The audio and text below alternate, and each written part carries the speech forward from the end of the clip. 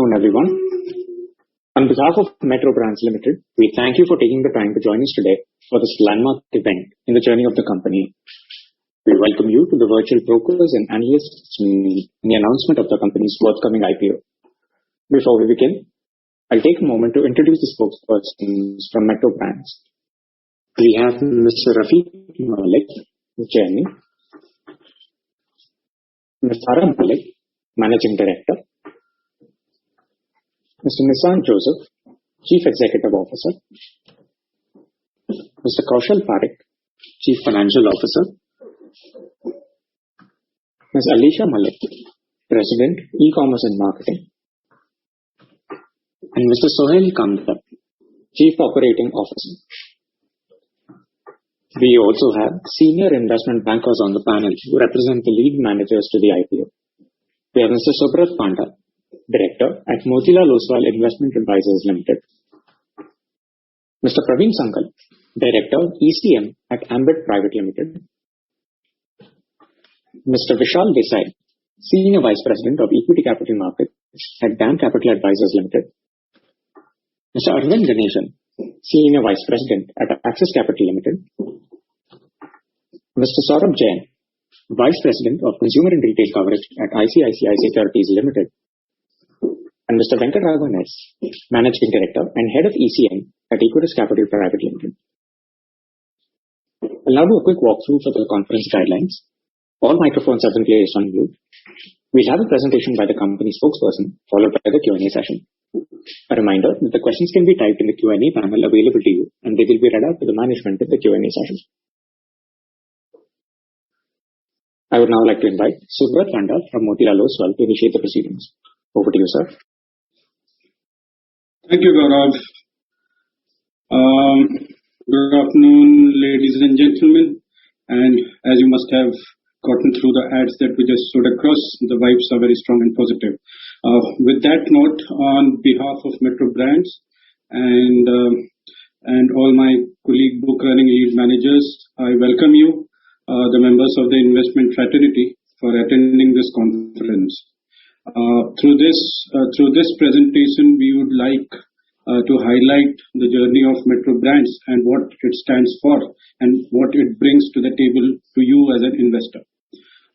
Quoting a famous French fashion designer, Christian Louboutin, who once said, "Shoes transform your body language and attitude. They lift you physically and emotionally." I'm sure your experience around shoe purchasing has definitely crossroads with Metro Brands. Metro Brands today, with their Expand India presence, has been catering to diverse markets that India offers through its presence, be it in the malls, be it on the high street, or even on the e-commerce marketplaces. You may have bought a shoe, either which is owned and operated by Metro or third-party brands which they sell as well. The occasions could have been formal, could have been casual, could have been for sports-related or athleisure as they call it today. It could have been for yourself or someone in your family member, which effectively means this is a business which caters to the entire family. More importantly, Metro Brands has a very, very unique, time-tested business model, and it celebrates the entrepreneurship within the organization. And more importantly, it honors partnerships that it has kind of catered over the past 3 generations in some cases, which effectively makes it a very agile, nimble, and a competitive business model amongst its industry players. Having successfully grown in strength and having navigated various challenges that have come its way, be the demonetization, the GST, and even the current COVID pandemic, it has come out of each of them stronger than before. More of it when the Metro Brands team is presenting its key highlights. I'm sure across its various store formats, be it the Metro itself, the Mochi, the Walkway, and even the EBO formats for Crocs, it has catered to each and every size of the wallet. It has catered to each and every age group, and it has also catered to various occasions, right? Our conviction in the Metro Brands forward journey is pegged around India's economic progress and the urbanization trends, especially around the burgeoning Indian middle affluent class, right? And it will definitely provide a strong tailwind that we believe Metro will fly upon.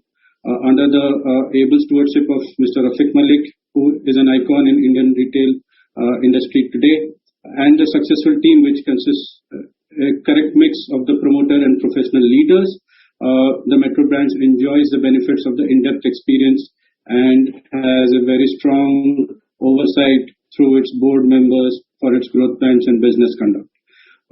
We would also like to kind of highlight Rare Enterprises, which has been a significant shareholder in the company for almost 15 years now, has also immensely contributed in shaping up the company's successes. With this quick background, I would want to take each of us through the key highlights of the IPO. As you are already aware, the price band has been announced today for the IPO, and it is at the floor of 485, and at the top it's at 500 rupees per equity share of face value rupees 5 each. The issue opens for subscription on December 9th, 2021, this coming Friday, and closes on December 14th, 2021, which is the coming Wednesday. The next Wednesday. The issue is a combination of a fresh issuance of rupees 295 crores and an offer for sale of up to 21,450,000 odd shares. The market cap at the top end of the price band will be about 13,575 crores. The anchor book, which as we will be opening on December 9th and will be publishing that evening, has been more or less in place now, and you will see some of the best names that are currently active in the Indian marketplace. The lot size is about 30 shares, is a minimum of 30 shares and in multiples of 30 shares. Effectively, the issue size at the top end is about 1,367.5 crores. The anchor portion, adjusting for it, the net QIB will be about 273 crores. The NIB portion will be about 205 crores, and the retail portion will be about 479 crores at the top end of the price band. So with this, on behalf of the company and my fellow book runners, we really look forward to your support and participation in this IPO. I would now want to hand over the baton to Farah Malik ma'am, the Managing Director of Metro Brands, to literally walk you through the presentation. Thank you. Thank you so much, and welcome to all of you. We'll start with the journey through time, and our chairman will take you through that. Thank you and welcome to all of you. The journey of Metro really began with the independence of India. My father was working as a salesman in a shoe store in Grant Road. He got an opportunity to buy a share of the shop when the owner migrated. He then went on to open his own store in Colaba and named it Metro after a cinema hall popular at that time. This shop soon became a landmark for fashionable shoes, attracting clients from all over India. We attracted film stars, air hostesses, and a lot of Parsi clientele who were considered the influencers of fashion in those days. We stayed in an apartment just above our store, and this gave me an opportunity to visit and work in the store in my free time and holidays. I was made to learn the ropes bottom up, or I should rather say top down, since I started as a stock boy in the loft, then semi-salesman, and finally salesman. At the age of 19, I got an opportunity to open my own store in Colaba, about a mile away from my father's store. It was much bigger than our original store and is currently our flagship store there. I was very keen to expand our brand to new areas and open branches. My father was, however, very reluctant, since he felt that only the presence of the owner would give the customer a good experience. because he believed Indians were better entrepreneurs than employees. We finally agreed to open our first branch in Linking Road, provided I was able to ensure that we would not dilute our culture of entrepreneurship.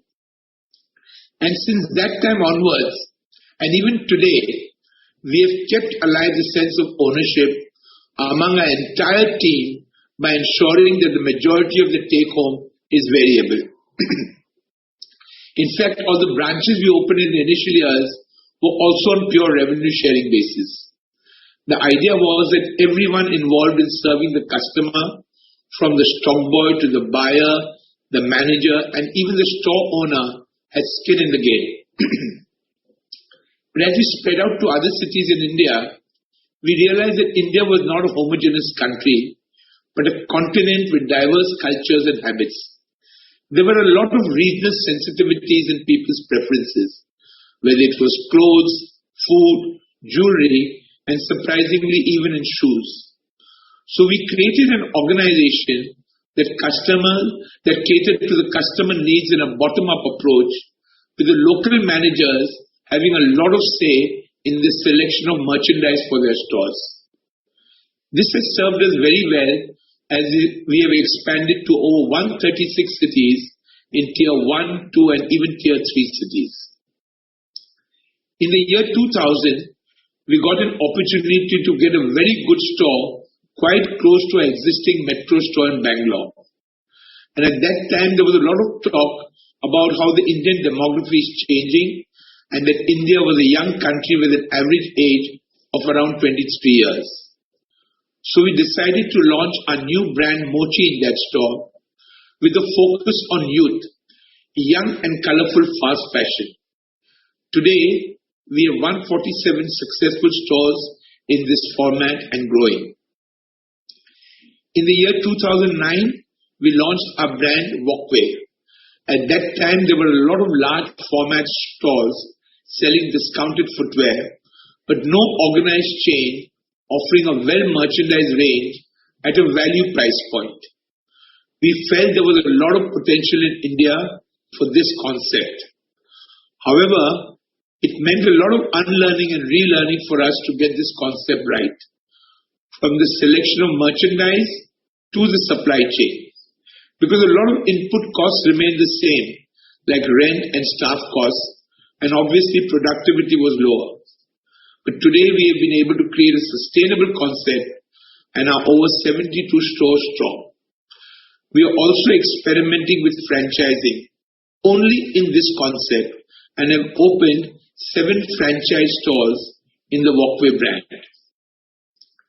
When Crocs was launched in India around 2008, it was a unique kind of range, and we were one of the first few MBOs to embrace it. We were quite successful with this range, and this led us to become the national retail partner for Crocs for their EBO stores. It was also the first time we opened stores for a brand that did not belong to us. This has proven to be a very successful partnership with 159 stores and growing. We strongly feel that India has a great potential for all our brands. We are currently in 136 cities, but we've mapped many more cities where we feel we can successfully launch our brands. COVID has also helped us to fast forward our omni-channel and e-com play, which we launched in 2010.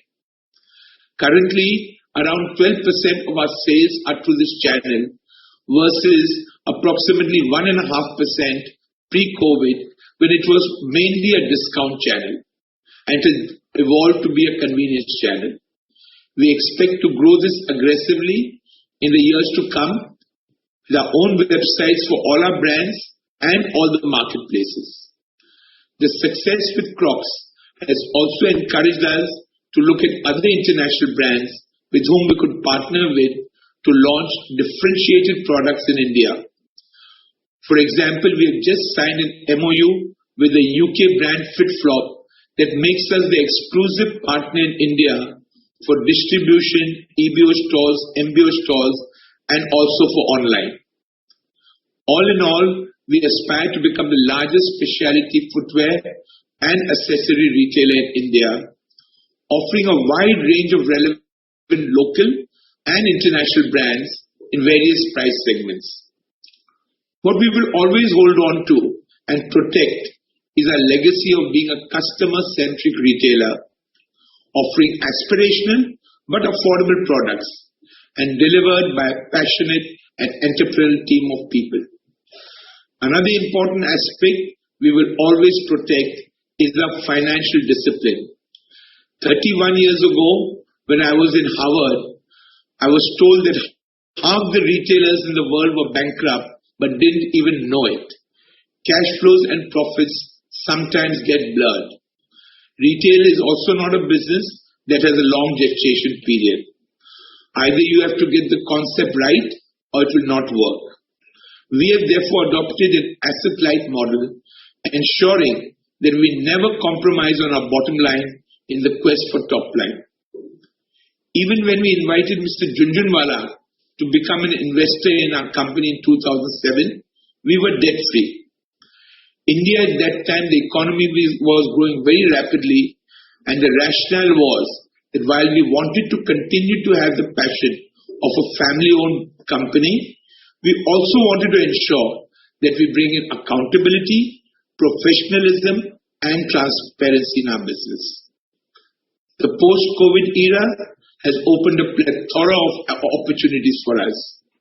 Like other sectors, we see a lot of consolidation happening in our industry as well. We strongly feel that with our operating model and financial discipline, we will be very well positioned to take full advantage of the exciting Indian opportunity that lies ahead of us. Thank you. Thank you so much. So with over 65 years of playing in the same industry, there have been some key enablers that have got us to this point in our journey. Our team, I believe, has the right balance of passionate professionals and family to drive the company.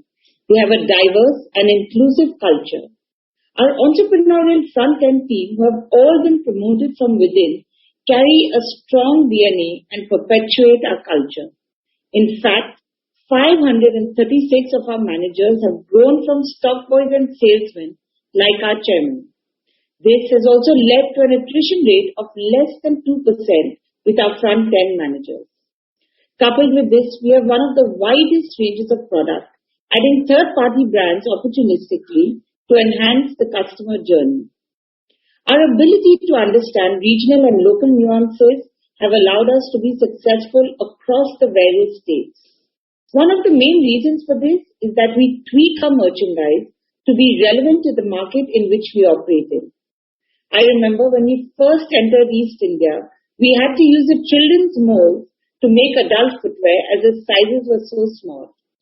Our vendors, or rather our partners in growth, have been working with us for over 3 generations.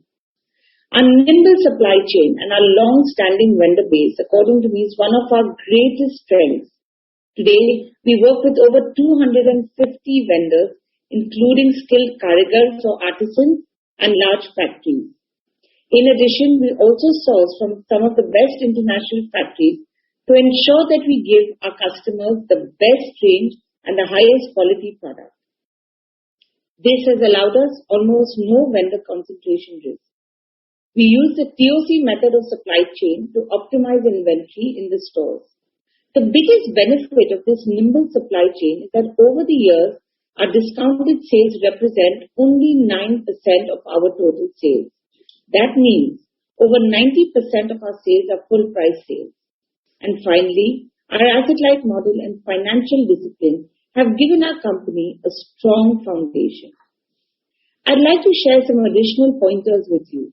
The first, through our different brands and formats, we're able to serve multiple customer categories ranging across various price points and occasions.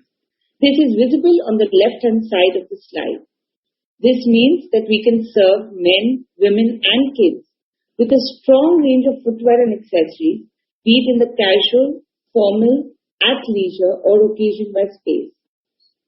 If you refer to the pie chart at the bottom center of the screen, you'll see that women contribute 40% of our sales, men 35%, unisex 11%, accessories 10%, and kids 4%.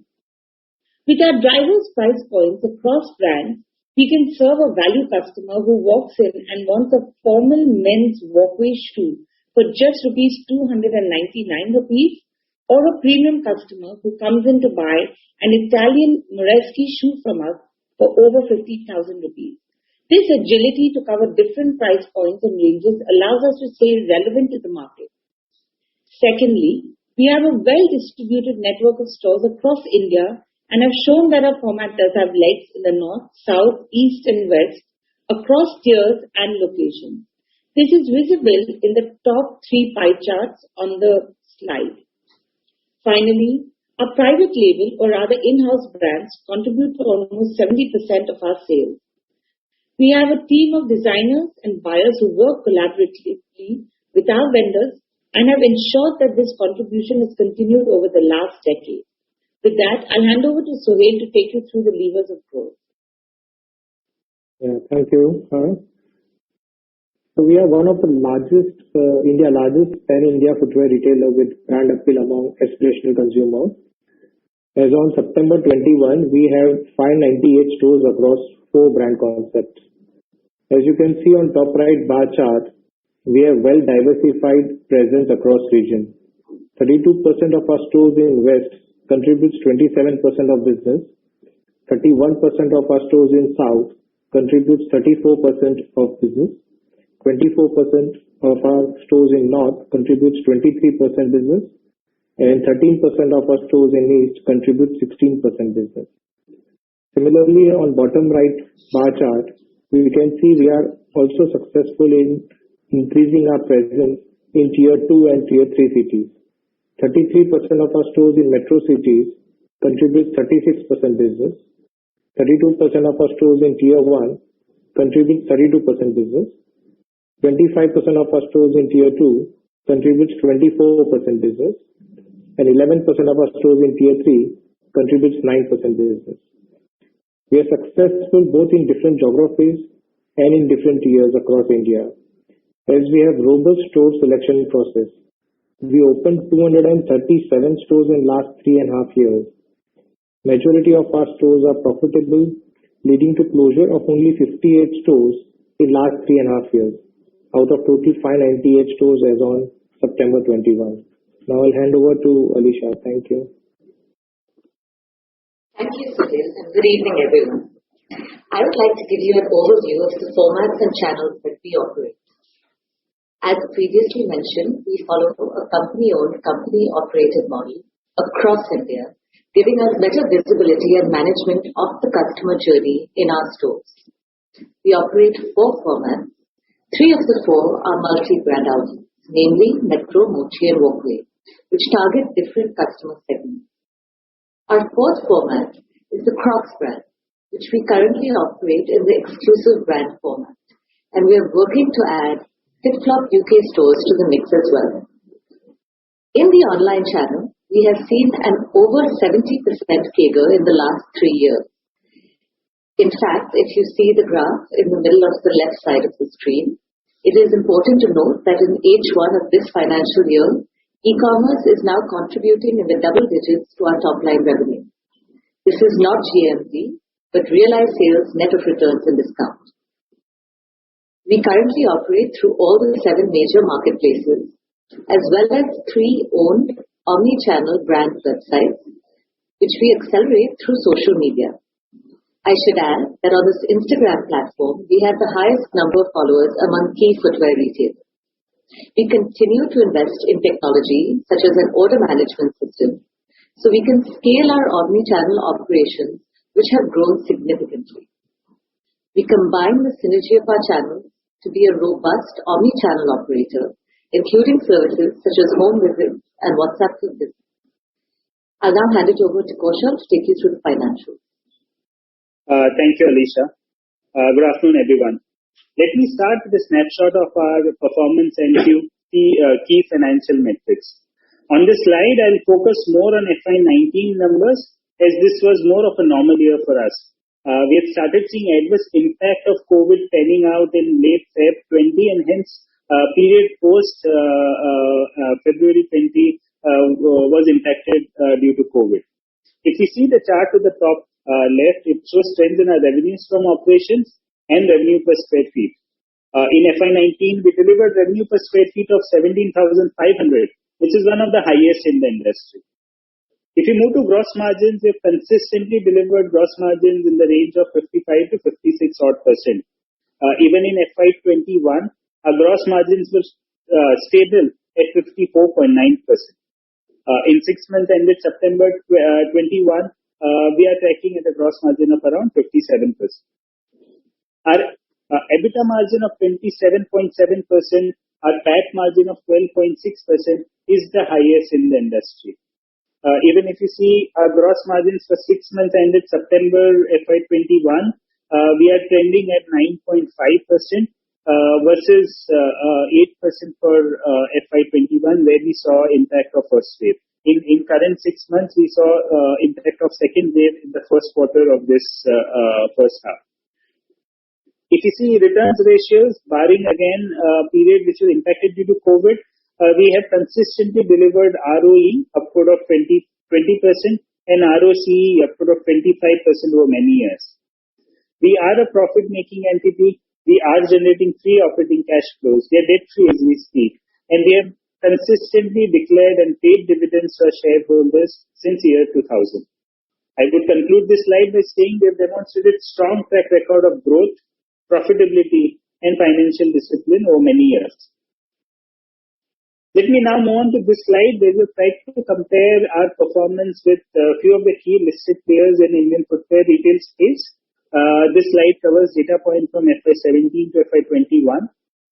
If you see our revenue CAGR, we have considered revenue from FY17 to 20 as FY21 was impacted due to COVID. Our revenue CAGR of 12.4% is one of the highest in the industry. If you see our gross margins and operating profit margins over last 5 years, our margins have been highest as compared to any other player in the entire listed footwear space. If you see a net margin, barring FY21, which was impacted due to COVID, our net margins have been one of the highest in the industry. Last point that I want to cover on this slide is on the ASPs. Our ASP of 1,328 or ₹1,350 is almost double of the next best ASP that you see on the slide in the Indian footwear retail space. Let me now move on to our performance in COVID-impacted year and even the first half. As you all know, FY21 was a challenging year for all retailers. There was hardly anything we could do in terms of improving sales, and hence entire focus was on cost savings and cost reduction. If you see the P&L snapshot at the top of the slide and focus your attention on retail-led players, then our performance actually stands out. As you can see in FY21, in spite of COVID-related challenges and revenue degrowth of 34%, we delivered positive PAT margin of 8.1%. In half year this year, we have seen revenue growth of 158% over first half last year, which was impacted due to COVID. And our PAT margins are trending at 9.5%, which are already higher than what we saw in FY21. We are extremely proud of our team who did excellent work in terms of curtailing various costs and ensuring we complete our rent negotiations with our landlord partner on time, enabling us to deliver such results. I would say our rapid response to combat COVID crisis, coupled with our variable cost structures, with both Mr. Malik and Farah referred to in the slide, helped us end the year FY21 in positive territory. At the bottom of the slide, we have listed few of the cost savings which we could successfully conclude in FY21. If I have to quickly classify them into one-time and recurring in nature, rental negotiations, rental savings would fall in a one-time category because most of the waivers were related to or restricted to COVID-impacted period. However, various other cost savings in terms of staff rationalization, store rationalization, a reduction of storage space in our stores, rationalization of various packing, admin, fit out, and various other costs. A portion of it would surely fall into the recurring cost saving categories and would reflect positively when our sales normalize back for the full year as compared to FY20 levels. With this, I'll hand over to Nissan to take you through our levers of growth. Thank you, Kaushal. So we've spent the last few minutes sharing about our journey and what got us here. I would like to spend the next few minutes and share with you our key strategies of growth for the future, which will focus on these 5 pillars. First, we will continue to organically grow our formats, opening 260 stores over the next few years, while we look to enter into franchise agreements exclusively for our Walkway brands. We will leverage our successful platform of exclusive brand stores and seek more brands to expand in India, similar to Crocs and soon to start with FitFlop. The investments we have made and will continue to make in our digital commerce initiatives will leverage our brick and mortar investments while staying relevant to our customer who is increasingly becoming more brand aware, digitally savvy, and channel agnostic. I want to pause there for a minute and talk about some macro trends that we think will be beneficial for Metro Brands. We see an increasing rate of urbanization in India. That's number one. And we see the continued growth of the middle class sector. Both these trends, we believe, creates an effect of moving people from the unorganized sector to the organized sector. I don't need to remind you that the unorganized sector is predominantly the largest part of the footwear industry in India. And when we see that shift happens, we think it's a great benefit for us as consumers move from the unorganized sector to the organized sector with urbanization and rising middle class. The other thing that happens when incomes rise is aspirations rise. People want better things. Metro is all about affordable, aspirational footwear, and we play in that space. So we believe that these 2 tailwinds that are going to be caused by trends going on in our economy will be a huge benefit to Metro in the years to come. Moving on to the 4th pillar, we will curate our portfolio of product adjacencies with accessories that increase our sales and, most importantly, enhance the customer experience in our multiple channels. And 5th, but certainly not the least of our pillars of growth, we'll look for inorganic opportunities that can scale and leverage our penetration and operational capabilities. So to recap our presentation, our nodes of strength, our nodes of value in our sector are solid. We offer a wide range of products for the multiple customer segments we serve in the mid to premium categories. The strong multi-channel platform that we have invested in and built to be future ready will leverage not only our capabilities and penetration, but also give our customers a 360-degree shopping experience. Our pan-India presence of 598 stores, 136 cities, 30 states, coupled with our future state readiness in multi-channel retailing, gives us an enviable reach throughout India. All of the above position as well to move towards our goal, as Rafiq mentioned earlier, of being the largest specialty footwear and accessory retailer in India. With that, I'll turn it back to you, Gaurav, for questions. Thank you, ladies and gentlemen, for that insightful presentation. We will now open the floor for the Q&A session. We've already received a number of questions.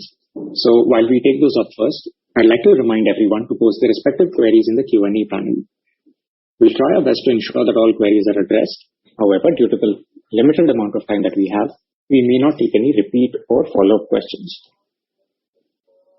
The first question. What is the outlook on addition of stores in each format, as what is the outlook on the average square foot for each format of stores? Sohail, go ahead. Let Kaushal take that because he has the exact numbers. Sure. Outlook, in terms of number of stores, we have given it in our offer document. We plan to open 260 stores for our 4 formats, Metro, Mochi, Walkway, Crocs, over next 3 years. In terms of exit details, for Metro, we're planning to open around 61 stores, for Mochi around 60 stores, Walkway around 45 stores, and Crocs about 95 stores. Vivek, sorry, what was the second part of the question? Kaushal, I'll take that. In terms of average square foot that we have in Metro Mochi, we generally have around 1300 to 1500 square feet for Metro and Mochi stores. So Walkway is between 1000 to 1200, and for Crocs it's between 550 to 750 square feet carpet area. Thank you. The next set of questions is also around the stores. Could you please tell us what is the capex per store and what is the break-even time for newly opened stores? Sure. Our capex per store depend on the format that you look at. For Metro Mochi, generally it ranges between 10 capex for per store is around 10 million to 11 million. This capex is broken up into three core elements. One is the fit-out cost. Second is investment in inventory that we make in the store, and the security deposit fee that we pay to the landlord for at the time of opening of the store. For Walkway, this ranges around 6.5 to 7 million, and for Crocs it is about 6.5 million. In terms of break-even, question around break-even, as a company, we endeavor to make sure that our store starts making money from day one. We have a very robust store opening policy. We follow a template which helps us to evaluate any new opportunity that comes in, and that over a period of time has played very well for us. If you see in last 3.5 years, we have opened about 237 stores. In spite of COVID challenges, we have closed only 58 stores in last 3.5 years. So broadly, thought process is the store should make money on day one. Broadly, if I have to talk about payback period, that would range around 2 years. For the formats that we are operating in. The next question. What is the same store sales growth for your stores across formats, and what are the trends that you've been seeing in the SSSG?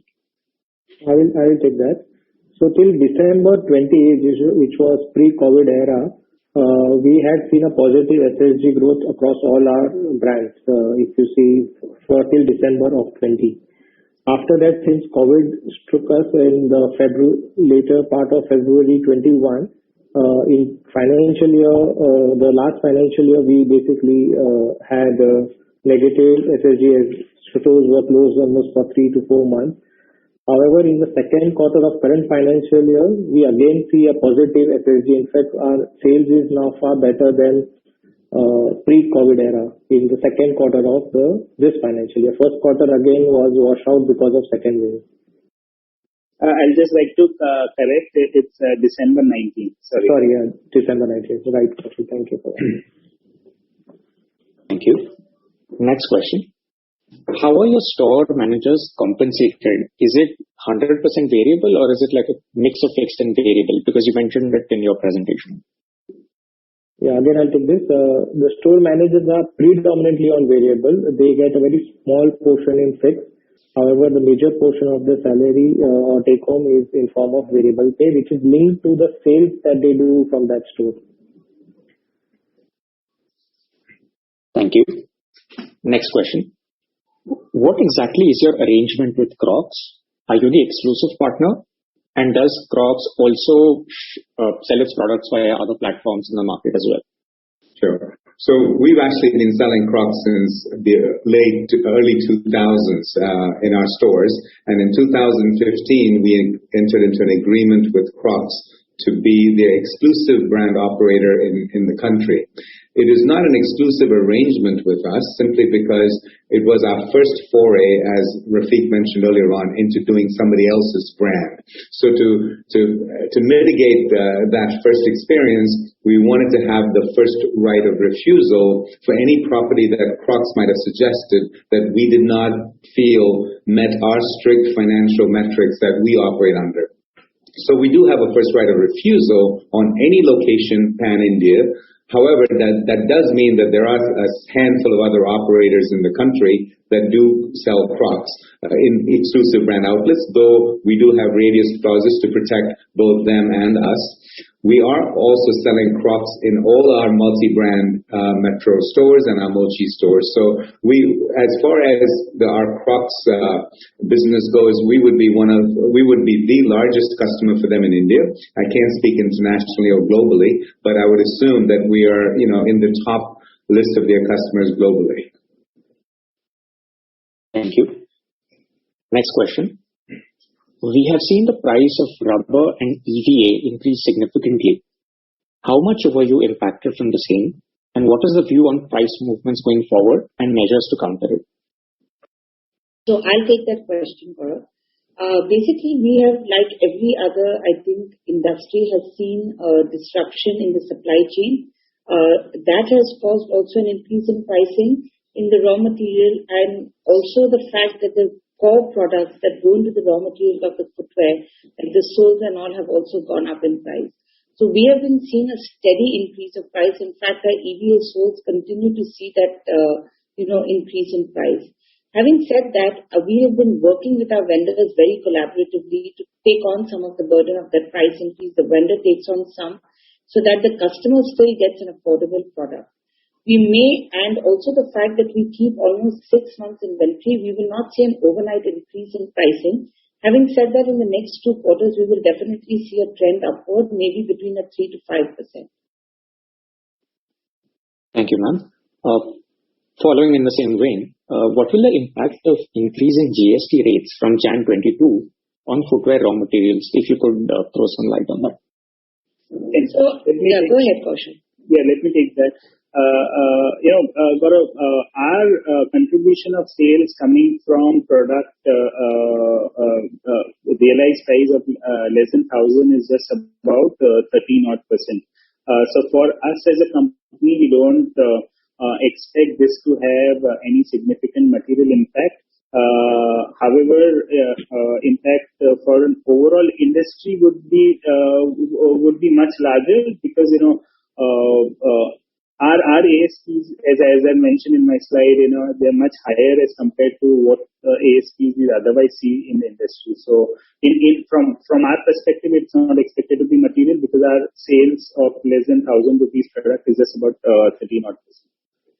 I'll just add one point there. In fact, I think it will also encourage the sales moving from unorganized to the organized because of the higher GST, and that will go well for organized players. Thank you, sir. Next question, and this is more in the nature of a clarification. What exactly is the gross margin of the company? Because the financial slides show 55% GM, while the comparative shows that you're at 37%. Could you please explain the difference? So there are ways in which you compute. So if you see in our offer document, in the CRISIL report, and in the presentation that we saw, that gross margin excludes, apart from product cost, even warehouse, employee related costs, and various other costs as we've seen in the industry. If you purely see pure cost of sale, wherein you just take pure product cost and decrease in inventory, then our gross margins are in that 54 to 55%. Thank you. Next question. Your average selling price is among the highest in India. Does this indicate a focus on the affluent customer segment, and would you widen the target audience going forward? So I think it's not about focusing on the affluent customers, it's about focusing on value, right? And that value comes differently at different price points. We believe in providing aspirational products for our consumers at affordable prices. So we actually believe that our price points, though we know are significantly higher, or seemingly significantly higher, are really value priced for that consumer that looks for that level of product. I also want to add comparing us to others, one of the things that Metro focuses on is we sell shoes. We sell a lot of shoes. We don't sell as many homeware items, which always tends to have a dampening effect on your ASPs. So we're definitely not shooting for an affluent customer. We are shooting for an aspirational customer, and we believe our prices, though they may seem higher than others, are very much value priced, and the consumer seems to acknowledge that with their purchases of our product. Thank you. Next question. The per store sales and the per square foot sales of the company appear to be stagnant for the past few years. Could you please explain or throw some light on why this seems so? So, let me take that. If you see last 3 to 4 years, I think overall industries, footwear industries face, or rather say, India has faced many challenges in terms of demonetization, followed by GST, which then followed by COVID in FY21.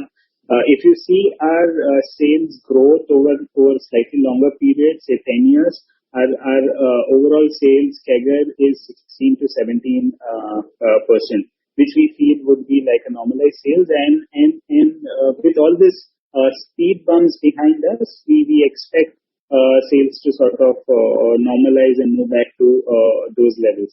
Also, in terms of when we see sales per store, it is also a factor of because this is an overall number, it is also a factor of which brand that you are looking at.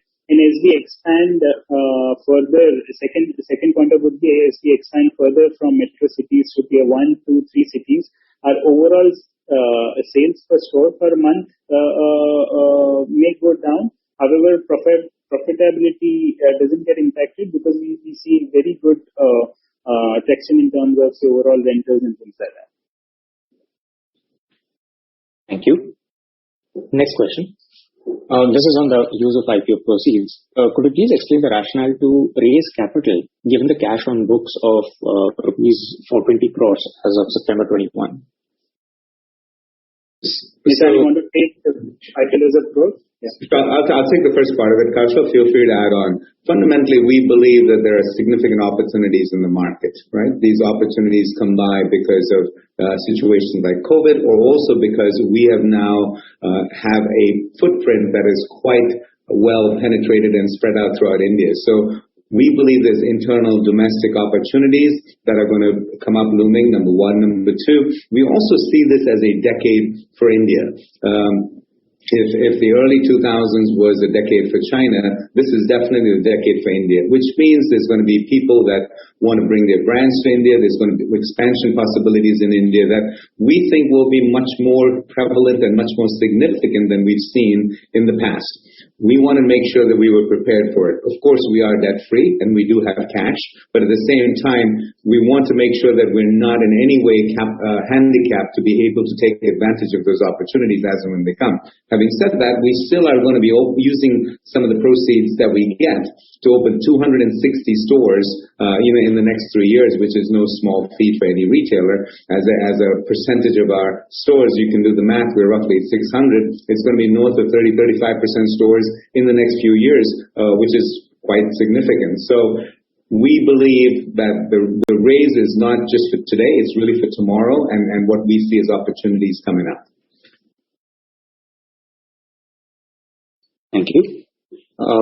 In the same vein, in the revised utilization of IPO proceeds, as opposed to detailed in the DRHP, the incremental capex has been increased only in FY25. So the question is, why not expand sooner? And if not possible, why raise additional capital now, as we would presumably generate the incremental capital by FY25? Kaushal, you want to take that? Sure. So, if you see a DRHP, the number of stores that were mentioned in FY25 were technically for just one quarter. we increased our primary portion from 250 crores as mentioned in the RHP to 295 crores. And this has also resulted into overall increase in the number of shares. What they're saying now is 219 stores we were planning to open in 2.5 years. Now we are targeting to open 260 stores over next 3 years. I just want to highlight here that this 260 store numbers does not include any flip-flop stores that we may open post our agreement is signed off with them. It also doesn't include any walkway stores that we open under the franchisee route. Thank you. Next question. What is your inventory policy and how do you dispose of your unsold inventory, if any? So I'll take that. We have end of season sale twice in a year. Once is January and one in July. And we liquidate all the old inventory, basically more than 18 months old inventory and all the slow moving styles in those EOL sales. And we end up liquidating almost everything in these 2 season sales. Having said that though, I do want to add that we sell 90% of our goods at full price, which is enviable in the market. We only sell 10% of our goods on a discounted sales. That's number one. One of the ways we're able to achieve that is our systems that tell us what the regional sensitivities are that we might have not read initially on the initial distribution of product. We're able to quickly see that there are regional sensitivities creating demand for products, and we quickly cross-ship product because they're all company-owned and company-operated stores. This is just another example of the nimbleness and the operational rigor that we at Metro Brands have to ensure that we're running a very profitable yet customer-satisfying business all across the country. Thank you.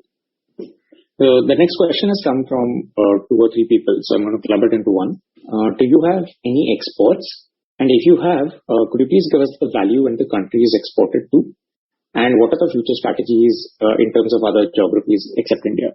Okay. So the short answer is we do not have any exports. That is not our business model. We are very focused on being India's largest specialty footwear and accessory retailer for a couple of reasons. One, that is our sweet spot. That is what we've done well for the last many decades. That is what we plan on doing well for the next few decades. Number 2, the growth opportunities in India are significant. As more urbanization happens, more tier 3 cities are formed, more tier 4 cities are formed. When you look at our penetration of tier 2 and tier 3 cities, it's a huge opportunity because what you see is we are underpenetrated there. However, our sales productivity from those stores are equivalent to that of our tier 1 markets, signifying that we can continue to grow into tier 2 and tier 3, not to mention backfilling in our tier 1 stores. So when we look at that and we say there's so much opportunity in India to grow, tier 1, tier 2, tier 3, we also have the whole e-com play that we think is going to raise retail to a different level of utilization and complexity and the need for technology. Metro is looking to continuously invest in those technologies that keep us nimble and future ready. I want to reiterate, we're very focused on what we want to do. We want to be India's largest specialty footwear and accessory retailer. And as of today, we have no plans whatsoever to go outside. We do have plans to bring global brands to India, though. Thank you for that clarification. The next question has also come from 2 or 3 people. I'll just club this into one again. Since Rakesh Jhunjhunwala is invested in the company, does he have any plans of diluting? And what stake is he selling in the IPO? Mr. Jhunjhunwala is not diluting. To answer the question, Mr. Jhunjhunwala is not diluting anything in this proposed IPO.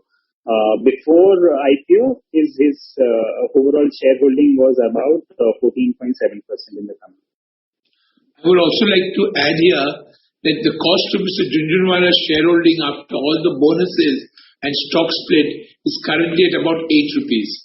He believes in the future of the company and is continuing to remain invested in the company.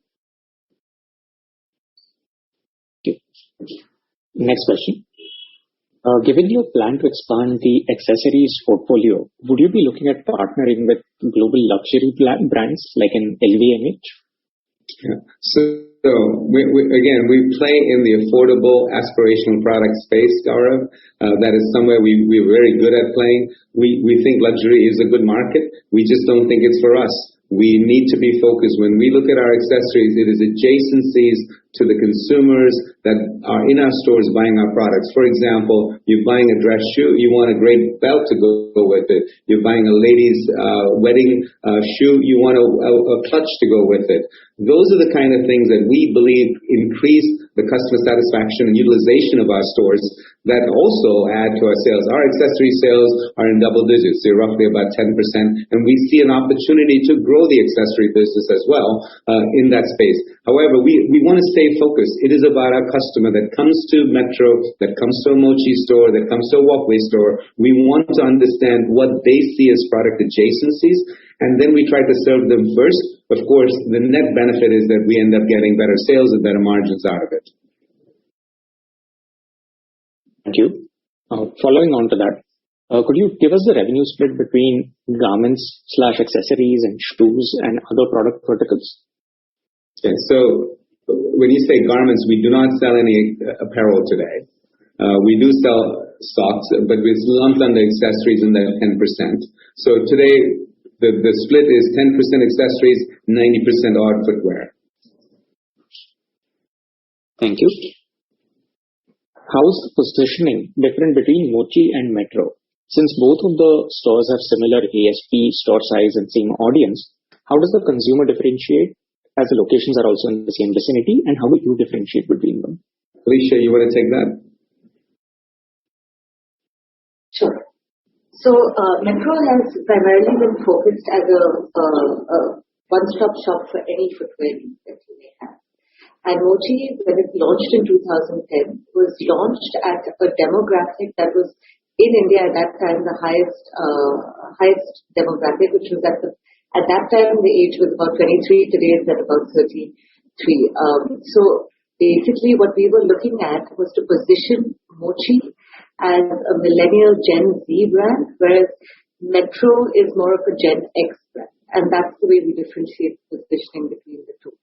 And the wonderful thing is what we've seen is when we open up a Mochi store on top of a Metro store or vice versa, there is a small degree of cannibalization, but the net effect is we're drawing a significantly different consumer to the base, showing that the consumer sees it as differentiated retail, though to, the untrained eye, it just looks like two shoe stores. The consumer understands the difference because we definitely see a very small cannibalism rate, and we're able to operate multiple locations across India with both Metro and Mochi, and in a lot of cases, Crocs as well. And don't forget, our Metro sell Crocs, our Mochi sell Crocs, the Crocs store sell Crocs. So we're able to cater to different customer segments and geographies as we expand in the Indian continent. Indian country, I should say. Thank you. Next question. You have a large number of stores all over India. What do you propose to do in case of another force majeure event, like a COVID-19 pandemic again? What is the strategy to tackle those? Well, you're looking at a company that has weathered many a storm. It is just not today's storm. We've been through demonetization, we've been through GST, we've been through COVID-1, COVID-2, and very easily COVID-3 can come. Kaushal has shared with you how we did over COVID-1 and 2. We were one of the few companies that came out with a positive path. We showed that we are able to be nimble. We've talked about our asset-light structure and our variable cost structure that also protects us from significant downturns in the market. We also have deep relationships, both not only with our vendor suppliers, but also with our landlord partners who were able to support us, as Kaushal pointed out in his slide. You can't sit there afraid of tomorrow. You've got to take the opportunity. We believe that India has a lot of opportunities for us to grow our Metro stores, for us to grow our Mochi stores, to bring global brands in, to build on the e-com story, to start looking at inorganic opportunities. We are going to stay focused on doing what we do best, number one, and number two, continuing to use our growth pillars to grow the business and build value for the organization and, of course, for our shareholders. Thank you. Next question. Why does any foreign brand need to partner with Metro, given that in the beginning, these premium brands would be focused on the top 10 cities in the country, which are well covered by e-commerce? So what is the rationale for a foreign brand to tie up with Metro? So at the bottom line of it, brands want consumers to have a holistic experience, right? And the holistic experience is more than just channel experience. It is more than just saying you want a digital and a brick and mortar play. That is a part of the holistic experience. So first of all, most brands would love to have a holistic experience from day one. Why do they go the digital route? It's because it's an easier, less friction route. What Metro does is give them an option to do it with as little friction as possible, but give their customers a holistic brand experience, first and foremost. The second thing brands go to, you said the first 10 cities because they plan on going to another 20 after that. What Metro is capable of doing is giving them access to 130 cities if the brand is right for all 130 cities. That's number two. Number three, they want to work with financially responsible and financially capitalized people in foreign markets. Metro is all of that. So if you look at a brand's desire for what they want, Metro hits a sweet spot with its pan-India presence, with its operational rigor, with its financial discipline, with its understanding of brand salience and brand ethos of different brands, and the regional sensitivities in the country. It becomes very compelling for a brand to say, why wouldn't we want to do all of that in one go rather than stagger it like they try to do?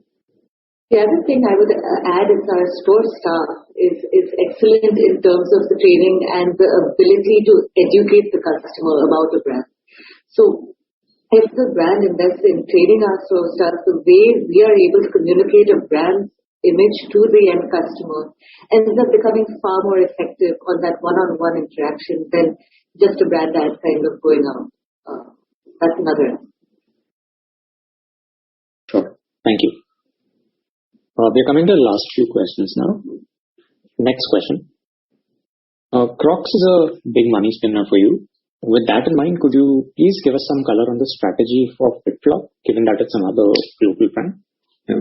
So we've been selling FitFlop for over 4 years. So we're not new to the brand. We were buying it through an existing distributor, and we were quite impressed with the take-up of customers that wanted a FitFlop. Mind you, it is a 4,000 rupee sandal. So it is not a cheap sandal. It's definitely an aspirational sandal. So we were quite impressed with it, and we understood the consumer demand for it. We understood the geographies where it was important, which is why we decided to see if we could go bring FitFlop ourselves.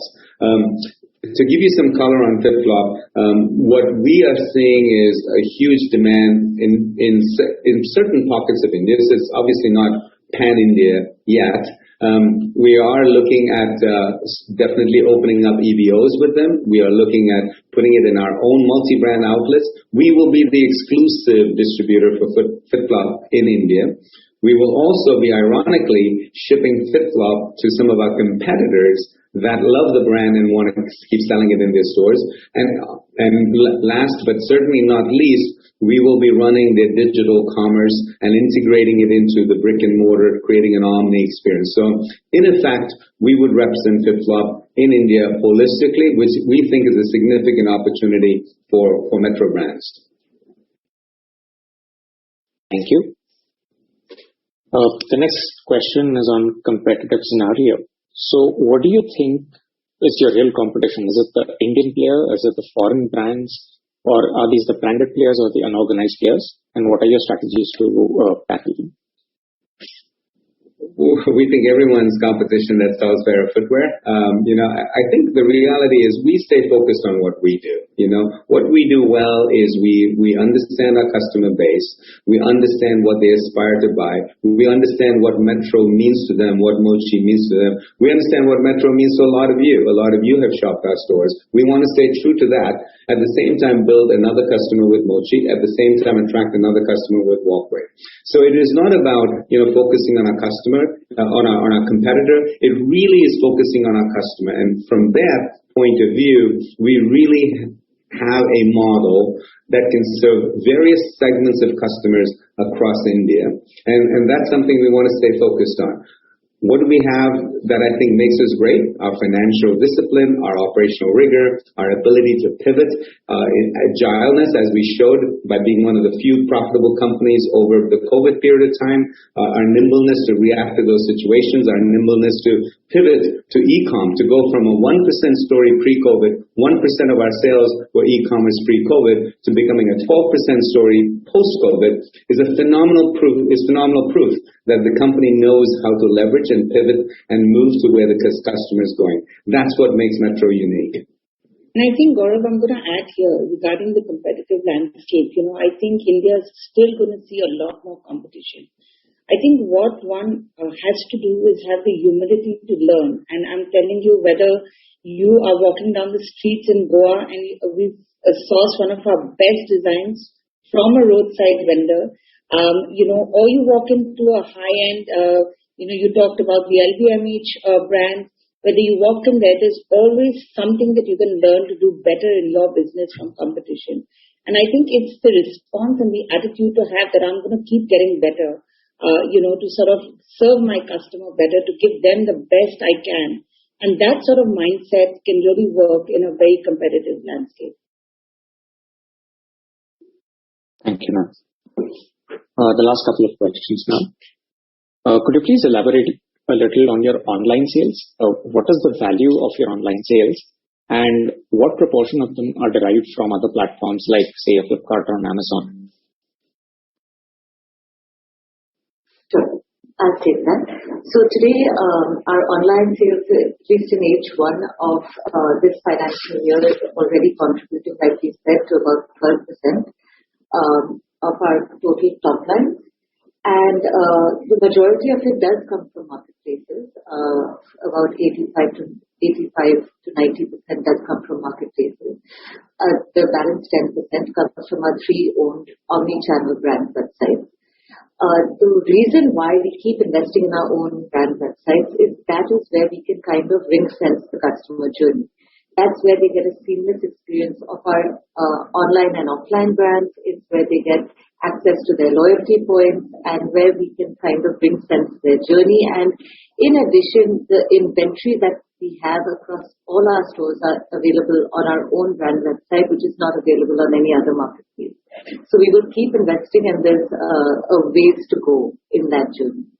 In terms of marketplaces, we work with all the 7 major marketplaces.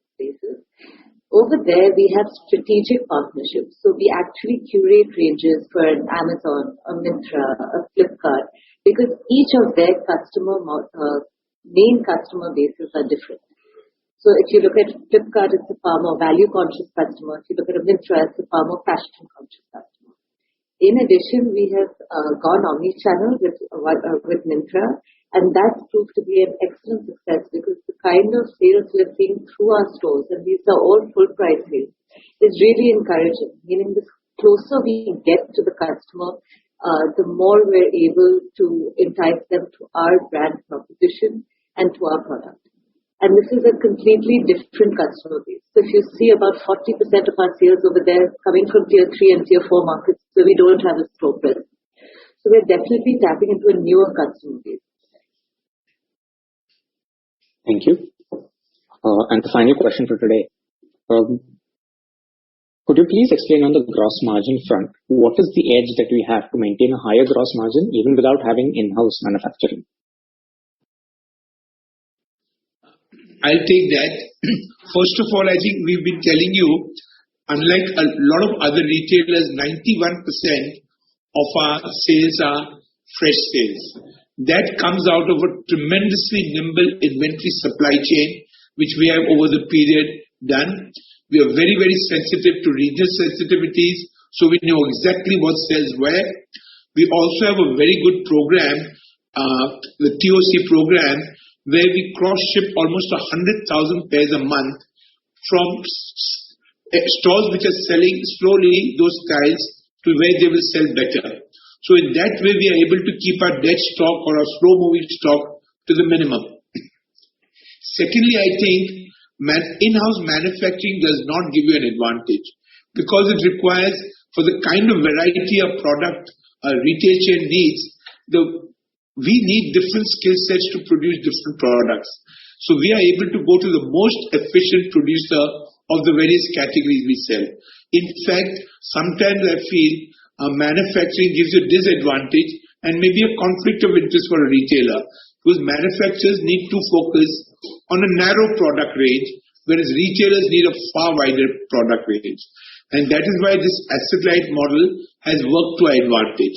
But at the end of the day, it's all about inventory management that gives us an edge. Thank you very much, sir. And thank you very much, ladies and gentlemen. That closes our Q&A session. Now let me invite Praveen Sankal from Ambit to give the vote of thanks. Thanks, Gaurav. Good evening, everyone. We thank the management team for taking us through the journey of Metro Brands. With a legacy of over 65 years, Metro Brands is one of India's largest pan-India footwear retailer, with the brand appeal amongst aspirational consumer segments. Its asset-light business, backed by efficient operating model, has led to sustained profitable growth and one of the best return ratios amongst its peers in the industry. Given the Metro's positioning, we hope the issue will receive an overwhelming response from the investors, making yet another milestone. On behalf of the Metro management and the syndicate, we thank you for attending today's virtual conference and sincerely look forward to your support and enthusiasm in making the IPO a grand success. To conclude, the IPO consists of a fresh issue of 295 crores and an offer for sale of 2.15 crores approximately, taking to an overall issue size of approximately 1,368 crores at the upper end of the price band. The price band is 485 to 500 rupees per share with a face value of 5 rupees per equity share. The issue opens on Friday, 10th of December and closes on Tuesday, 14th of December, with the anchor investor bidding on Thursday, December 9th. Thank you. Thank you, sir. And thank you everyone for joining the virtual brokers and analysts meet of Metro Brands Limited for their forthcoming IPO. Please feel free to reach out to us for any further queries at ipo@metrobrands.com or ipo@adfactorspr.com. We will do our best to reply to your queries at the earliest. Take care and stay safe. Thank you.